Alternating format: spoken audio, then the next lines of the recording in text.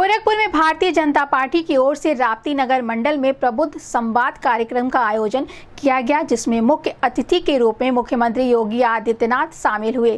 कार्यक्रम में संवाद रवि किशन, भाजपा पदाधिकारियों और प्रबुद्ध जनों ने हिस्सा लिया। मुख्यमंत्री योगी आदित्यनाथ ने कहा कि प्रधानमंत्री नरेंद्र मोदी लगातार ईंधन बचाने और ऊर्जा संरक्षण पर जोर दे रहे हैं। उन्होंने कहा कि घरों में रूफटॉप सोलर लगाए जा रहे हैं, इसलिए बिजली का जिम्मेदारी से उपयोग करना जरूरी है। खाली कमरे में पंखा और लाइट बंद रखने की आदत डालनी चाहिए। साथ ही पेट्रोल और डीजल के कम इस्तेमाल को समय की जरूरत बताते हुए उन्होंने लोगों से इस चुनौती के लिए तैयार रहने की अपील की। उन्होंने कहा कि 2017 से पहले और उसके बाद के उत्तर प्रदेश व गोरखपुर में आए बदलाव को जनता ने खुद देखा और इनका सकारात्मक परिवर्तन को चर्चा का विषय बनाना चाहिए। इस दौरान ग्रामीण विधायक विपिन सिंह, महापौर डॉक्टर मंगलेश श्रीवास्तव सहित कई भाजपा नेता मौजूद रहे।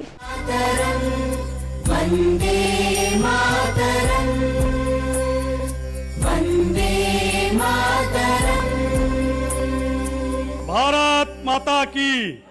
और जब चुनौती हो तब कोई राजनीति करे तो उसको एक सिरे से खारिज भी करना चाहिए। एकदम समाज के, मोहल्ले के वासियों की तरफ से विज्ञप्ति जारी होनी चाहिए कि देश संकट में है, ये लोग राजनीति करते हैं, इनकी राजनीति को हम निंदा करते हैं, उसको कंडेम किया जाना चाहिए। देश की कीमत पर राजनीति ये स्वीकार्य नहीं हो। भारत की प्रगति दुनिया के अंदर शानदार प्रगतियों में से गिनी जाती है, लेकिन जो मैंने कहा कि जब आप अच्छी दिशा में कार्य करते हैं तो परीक्षाएं भी होती हैं।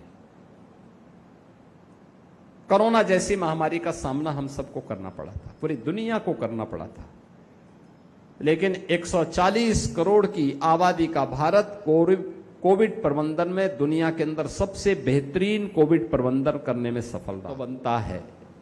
प्रधानमंत्री मोदी जी के आह्वान पर प्रभु श्री राम का लक्ष्मण को दे गए उपदेश से प्रेरणा प्राप्त करके हम भी सोने के पीछे नहीं भागेंगे, बल्कि अपने पूर्वजों की थाती को पुनर्जीवित करेंगे। जब मोदी जी कह रहे हैं ईंधन को बचाने के लिए हम सबको प्रयास करना चाहिए, ये प्रयास आपने देखा होगा पहले से है भी। जैसे पीएम प्रधानमंत्री हर घर मुफ्त सोलर बिजली योजना, रूफटॉप सोलर घरों के ऊपर लग रहे हैं, उसका उपयोग होना चाहिए।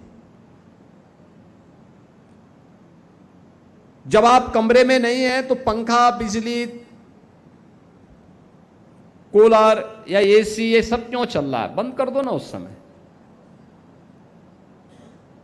सस्ती बिजली का मतलब यह नहीं कि हम मनमाना खर्च कर लें।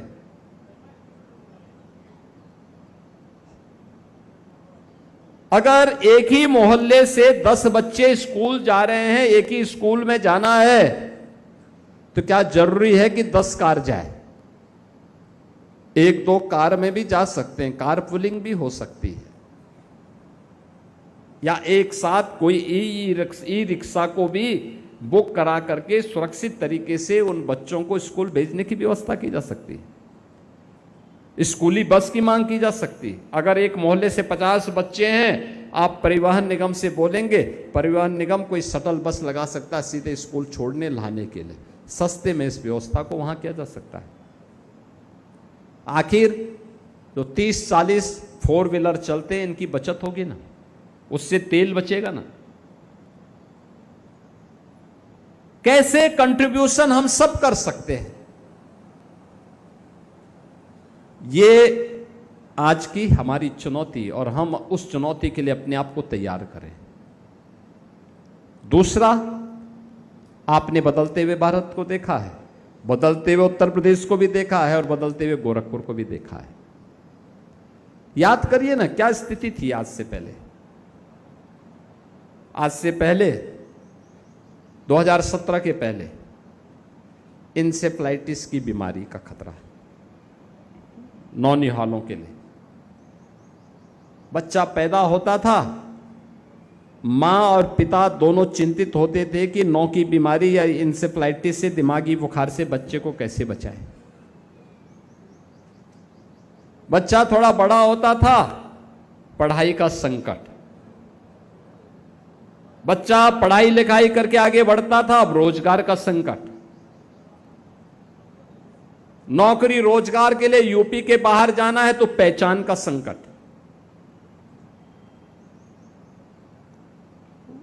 कहीं बाहर कहीं काम धंधा शुरू किया भी तो पता लगा कि घर की पुश्तैनी संपत्ति पर किसी ने कब्जा कर लिया। श्री राम का मतलब राम के उन आदर्शों को मानना, राम के उन आदर्शों पर चलना जिन्होंने देश और समाज के लिए, तत्कालीन समाज के लिए एक प्रेरणा के रूप में हम सबको दिया। ऋषि वाणी से वह हम सबके सामने अलग अलग ग्रंथों के माध्यम से हम सबके सामने प्रस्तुत हुआ है।